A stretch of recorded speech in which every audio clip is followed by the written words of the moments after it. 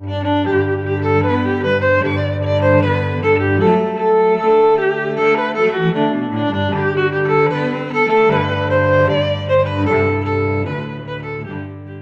우리는 골로새서의 첫 페이지를 열었습니다. 골로새서의 첫 페이지를 우리가 보았을 때 다른 성경보다 바울의 칭찬과 격려와 위로의 말이 많이 있습니다. 왜 그럴까요? 그도 그럴 것이 이 골로새 교회가 바울이 세운 교회가 아니라 이 바울의 제자인 에바브라라는 사람에 의해서 세워진 교회이며, 그렇게 복음이 심어져서 잘 교회가 뿌리 내리고 자라고 있다는 소식을 들었기 때문입니다. 그러니까 지금으로 말하면 새신자들이죠. 새가족이 많은 교회, 유대인 출신 그리스도인이 한 명도 없고 비유대인 출신 그리스도인만 있는 이방인 교회였습니다. 뿐만 아니라 이러한 이들의 교회의 성장이 바울에게 더 기쁨이 되었기 때문인데요. 그것은 다름이 아닌 바울이 지금 로마 감옥에 갇혀 있기 때문입니다. 어떻게 보면 소망이 없을 그때에 하나님께서 스스로 성령으로 함께 하셔서 복음을 통하여서 주님의 나라를 확장시켜 나간다는 사실을 듣고 바울은 매우 감사하고 또 하나님을 향한 신뢰가 넘쳤던 것 같습니다. 그래서 골로새서의 첫 페이지는 주님을 향한 감사와 골로새 교회 교인들을 향한 주님께 간구, 감사와 간구가 넘치는 글이었다. 어제 우리는 그 머릿말을 함께 보았습니다. 오늘은 그 말씀 이후 실제적으로 골로새 교회를 칭찬하러만 편지를 쓰진 않았겠죠. 그래도 그 교회에 뭔가 도움을 주고 그 교회에 있는 문제를 바로잡기 위해서 바울이 이 편지를 쓴 것인데요. 그렇다면은 이 본론이라고 할 수 있는 말, 바울이 골로새 교회를 돕기 위해서 그들의 교회가 더 바르고 더 온전하게 성장하게 하기 위한 그 권면의 말이 이제 등장하게 됩니다. 그런데 이 말을, 오늘 나타난 말을 세 가지로 정리할 수 있습니다. 이것은 예수님에 관한 이야기인데 결국 신앙이라는 것은 무엇입니까? 예수님이 어떤 분인가를 우리가 알아가는 과정 아니겠습니까? 신앙은 성경에서 말하는 예수님을 배워가는 과정이 아니라 내가 그 예수님을 만나고 인격적으로 내가 그것을 인정해가는 과정입니다. 그래서 이 골로새 교회 교인들도 바른 신앙을 세우기 위해선 그들이 바른 예수, 진정한 예수, 바울이 만난 그 예수를 만나는 것이 중요하게 되는 것인데요.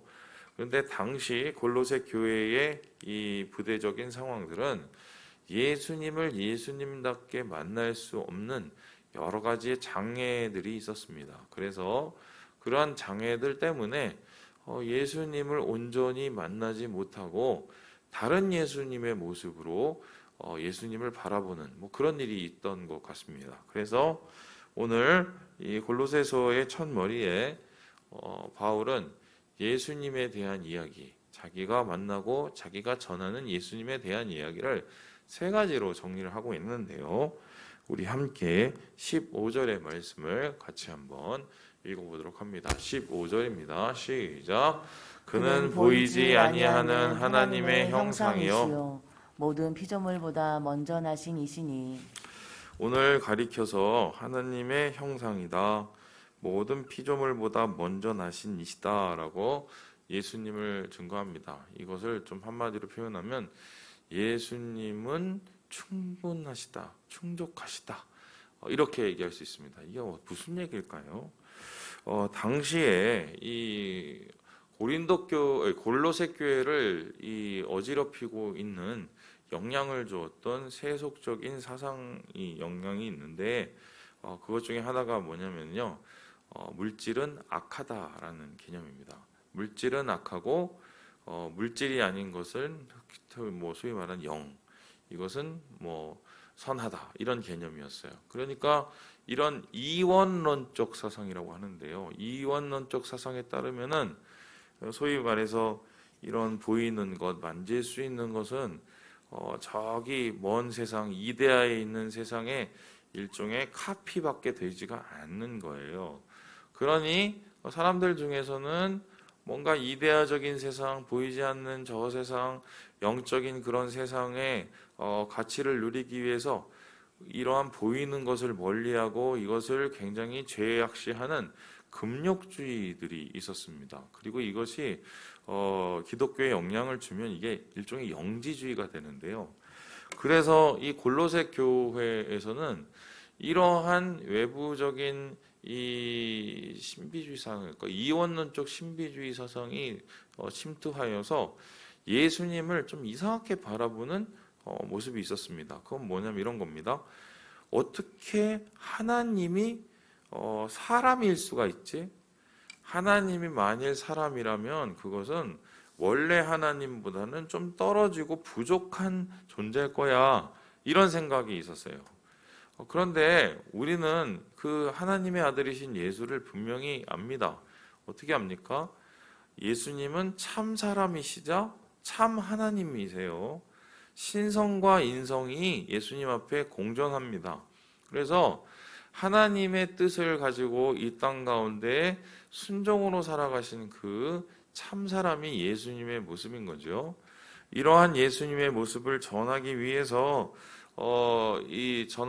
바울은 골로새 교회에게 얘기합니다. 예수님만으로 충분하다.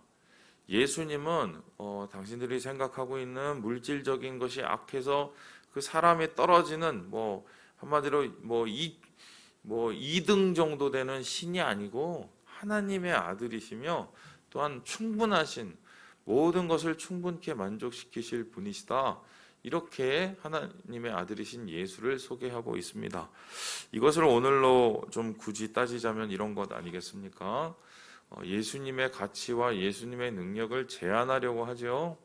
하나님의 능력은 여기까지, 또 하나님의 할 수 있는 일은 여기까지, 세상은 세상의 일, 더 중요한 건 더 그 나름대로의 능력과 가치가 필요하다. 이런 이원론적 생각, 이런 생각은 배격이 되어야 되겠죠. 왜냐하면 주님은 온 땅의 주인이시요, 또한 온 땅 가운데 가장 충만하신 분이시며 우리의 인생을 채울기에 부족함이 없으신 참 하나님이시라는 것을 우리가 믿어야 이것이 참 신앙으로 나타난다는 것입니다. 두 번째로 오늘 골로새 교회에게 전하는 이 예수님의 모습은 어떤 모습일까요? 우리 함께 17절 말씀을 같이 한번 읽어보도록 하겠습니다. 17절입니다. 시작. 또한 그가 만물보다 먼저 계시고 만물이 그 안에 함께 섰느니라. 오늘 예수님을 가리켜서 첫 번째로 뭐냐면 예수님으로 충분하다라고 말하고, 두 번째는 예수님은 유일하시다라고 말합니다. 이 말은 조금 더 구체화되는데요. 18절에 보면 이런 말이 나옵니다. 모든 이 죽은 자들 가운데서 먼저다, 근본이다, 만물의 으뜸이다, 이렇게 얘기하고 있어요. 왜 예수님을 머리다, 근본이다, 먼저다, 으뜸이다, 이런 이야기를 예수님, 우리가 아는 이야기를 굳이 이렇게 얘기하고 있을까요? 이 골로새 교회에 있는 이 이원론적 그 세상 세계관과 더불어서 그들을 괴롭히는 것이 하나 있었는데, 다신론적 세계관이었어요. 이게 무슨 소리입니까? 주방에 가면 주방신이 있고, 직장에 가면 직장신이 있고, 바다에 가면 바다의 신이 있고, 하늘에는 태양의 신이 있고 달의 신이 있고. 여러분 그리스 로마 신화를 아시죠? 이 그리스 로마 신화를 보면 온통 모든 세계가 다 신으로 되어 있습니다. 그래서 신들. 그러니까 그 신들 속에서 신이 너무 많으니까 등급을 매기죠. 그리고 그 등급의 최상위 등급이 누굽니까? 여러분 아시는 주피터, 제우스라고 불리는 그 신의 신 중의 신, 가장 센 신, 천둥의 신, 이런 신이 이제 위에 있는 거죠. 신이 너무 많으니까 그 짓을 하는 거예요. 그런데 이러한 생각 속에서, 이러한 세계관 속에서 살고 있었던 다신론적 세계관, 이 골로새 교회 교인들에게 예수님은 어떤 의미였냐면 그냥 많은 신 중에서 한 신이에요. 그러니까 특별히 많은 신 중에서 한 신을 섬기는 게 어렵지도 않죠. 그리고 나한테 그렇게 각별하지도 않을 수가 있단 말입니다. 뭐 이런 거죠.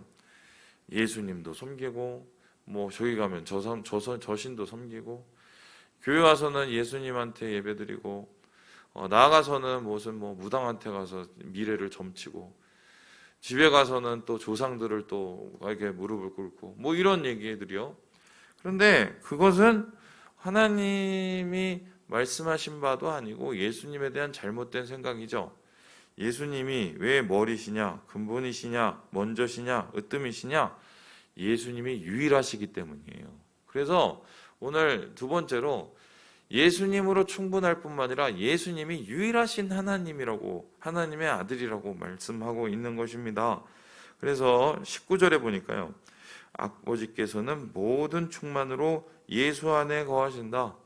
하나님의 아들이신 예수님은 유일하시고 그 하나님 아버지의 충만 가운데 세상을 다스리고 계신다라고 말을 합니다. 그래서 이 유일하시고 충분하신 하나님의 아들이신 예수님이 우리 가운데 어떻게 역사하시느냐, 우리 함께 20절의 말씀을 같이 한번 읽어봅니다. 시작. 그의 십자가의 피로 화평을 이루사 만물고 땅에 있는 것들이나 하늘에 있는 것들이 그로 말미암아 자기와 화목하게 되기를 기뻐하심이라. 여기서 분명히 이야기하겠죠. 예수님이 이 땅에 오신 이후 유일하신 예수님, 충분하신 예수님이 왜 오셨냐? 화평을 이루시기 위해서 오셨다. 그 화평은 하나님과 우리와의 화평이고, 그 화평은 우리와의 너희와의 화평이에요. 그래서 예수님께서 이 땅에 참 사람과 참 하나님으로 오실 수밖에 없었던 이유는 유일하신 하나님께서 이 세상을 사랑하셔서 이 세상 가운데 하나님의 은혜를 충만히 부어주시고 구원케 하시기 위해서 그렇게 보내주신 것이다. 이런 이야기를 전하고 있습니다. 그래서 이렇게 충분하시고 유일하신 우리 예수 그리스도를 그러면 우리는 어떻게 해야 되느냐, 이러면서 예수님에 대한 세 번째 이야기를 전하고 있는데요. 우리 함께 23절의 말씀을 같이 읽어보도록 하겠습니다. 23절입니다. 시작. 만일 너희가 믿음에 거하고 터 위에 굳게 서서 너희 들은 바 복음의 소망에서 흔들리지 아니하면 그리하리라. 이 복음은 천하 만민에게 전파된 바요 나 바울은 이 복음의 일꾼이 되었노라. 충분하시고 유일하신 예수님은 결국 든든하신 분이시라는 겁니다. 그래서 우리의 구원은 어떻게 이루어지느냐, 우리의 신앙생활은 도대체 어떻게 이어가야 되느냐, 또 우리의 소망은 언제 어떻게 무엇을 통해서 나타나느냐, 바로 예수 그리스도 위에 우리의 믿음과 소망과 사랑이 세워질 수밖에 없다라고 얘기합니다. 그래서 바울조차도 이 든든하신 예수님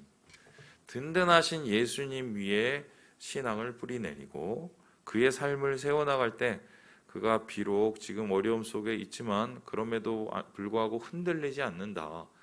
예수님이 그의 반석이 되기 때문이다 라고 얘기하고 있습니다. 여러분 그 말씀 아시죠? 예수님께서 산상수훈을 다 가르쳤습니다. 산상수훈은 천국의 복음이었어요. 천국은 어떤 곳이냐? 천국은 누구의 것이냐? 천국으로 사는 사람들은 어떤 모습이냐? 이 얘기를 예수님께서 쫙 다 가르치셨습니다. 그렇게 이 산상수훈이 마친 다음에 예수님께서 그 말씀을 어떻게 끝내셨는지 기억하십니까? 기억하세요? 그러면 너희가 이것을 듣고 어떻게 해야 되느냐에 대한 이야기를 하셨어요.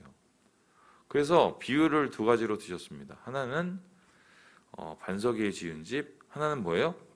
모래 위에 지은 집이에요. 모래 위에 지은 집은 빨리 세울 수는 있어요. 왜죠? 땅바닥 파기가 얼마나 쉽습니까? 그런데 이것의 문제는 어떻게 됩니까? 바람이 나고 창수가 나면 어떻게 해요? 기반이 흔들려 버리니까 삶이 다 흔들려 버립니다. 그러니까 그 모래 위에 지은 집이라는 것은 뭔가 신앙생활을 한 듯 하나 그 뿌리가 예수님께만 있었던 게 아닌 거죠. 예수님 플러스 세상의 무엇에 위에 세워졌기 때문에 그 비스무리한 그 신앙이 어려움과 괴로움이 닥쳐오면 그냥 다 무너져 버린다고 얘기합니다. 그런데 예수님께서는 진짜 신앙은 무엇이라고 얘기합니까? 반석 위에 세우는 거라고 얘기를 해요. 반석 위에 세우는 것은 예수를 정말 온전히 믿는 믿음, 예수만 믿는 믿음이에요. 이스라엘에서 반석 위에 집을 세운다는 것은 진짜 돌 위에 짓는 것인데 돌을 쪼갭니다. 돌을 쪼개서 파요. 기초를. 그러면 시간이 몇 배나 걸리겠죠. 그런데 그렇게 기초를 판 후에 그 후에 세워진 집은 어떻게 됩니까? 바람이 나고 창수가 나도 흔들리지 않습니다. 이것은 제대로 된 믿음, 든든하신 예수 그리스도라는 반석 위에 세워진 믿음이기 때문이에요. 세상이 어떤 모습으로 돌아가든 자신이 어떤 모습으로 망가지든 간에 그 믿음의 반석 위에 세워진 그 신앙은 온전히 그 열매를 거둘 수가 있다. 제가 이제 그 지난주에 제 그 동기 목사 죽음에 대한 글을 이렇게 썼습니다. 참 계속 마음이 쓰여갖고 애가 둘이에요. 그 고등학생, 중학생. 예. 그리고 아이들도 지금 다 병원에 있고 사모님도 그랬고 뭐 저는 이제 연락이 안 돼서 이렇게 페이스북에다가 이제 위로의 글을 올리고 뭐 예, 그랬어요. 그랬는데 장례식을 참여 못하니까 뭐 조의금을 보내고 또 어떻게 그저께인가요? 갑자기 제 죽은 그 동기 전화가 오는 거예요. 그래서 이게 뭐지? 딱 전화를 받았더니 사모님이시더라고요. 사모님. 사모님이 전화를 하셨는데 이렇게 막 받자마자 이렇게 막 우시더라고요. 그래서 저도 막 마음이 아파서 예 그러고 있는데 좀 진정을 시켜드리고 제가 그랬어요. 아이들은 괜찮아요. 그랬더니 첫째가 고등학생인데 걔도 좀 폐로 전이가 돼갖고 힘든데 지금 약을 그 항체를 주사를 맞고 있다고 그래서 곧 나을 거라고 이렇게 얘기를 하고 그리고 이제 둘째가 여자인데 이제 그 향기라는 애인데 예 걔가 이제 그 어떻게 이제 걔는 이제 건강을 회복했다고 그런 얘기 하다가 제가 이제 사모님한테 좀 진정이 됐는데 이제 어떻게 하실 거예요? 라고 물었더니 그분이 딱 두 마디를 하시더라고요. 첫 번째는 받아들여야죠. 이 말을 하셨어요. 받아들여야죠. 예, 그러니까 이런 상황을 원망하고 불평하고 거기에 놀란다고 뭐 해결할 게 아니라는 걸 뭐 사모님 너무 잘 아시니까 받아들여야죠라고 말씀하시고 두 번째로 뭐라고 얘기하시냐면 그런 얘기 하더라고요. 이어가야죠. 그래도 전 그 두 마디가 굉장히 마음에 왔습니다. 받아들여야죠. 이어가야죠. 그래서 사모님도 그 총신 대학교 학부 출신이시기 때문에 아마 총신에서는 목사직이 어렵지만 타교단에 가면은 목사직을 할 수 있기 때문에 아마 그렇게 준비를 하시고 그 교회를 이어나가시려고 하는 것 같은데요. 신앙이란 참 그런 거예요, 사실. 예. 받아들이는 거고 이어가는 겁니다. 예. 그게 신앙이에요. 예. 우리가 받아들이고 이어갈 수 있는 이유는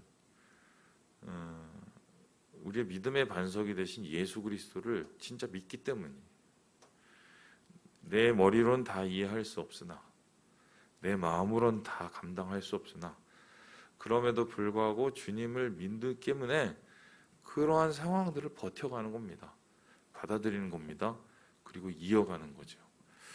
우리 형제 자매들 중에 어려운 상황을 겪고 있는 분들이 분명히 있을 겁니다.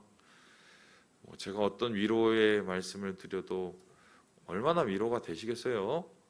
하지만 예수 그리스도, 우리의 든든한 반석이신 예수 그리스도를 바라보시면서 받아들이시고 이어가시면서 믿음의 반석 위에 서시는 우리 형제 자매들 되시길 주님의 이름으로 축원합니다.